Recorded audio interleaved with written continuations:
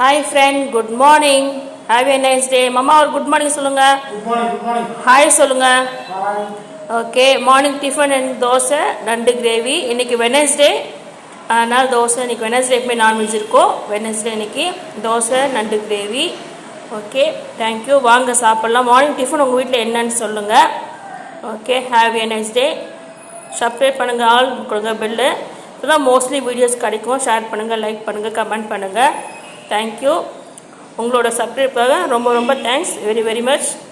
Okay, வேறு எதாவது சொல்லணுமா மாமா? எல்லாம் சாப்பிடுவாங்க. ஓகே, தேங்க்யூ, பாய்.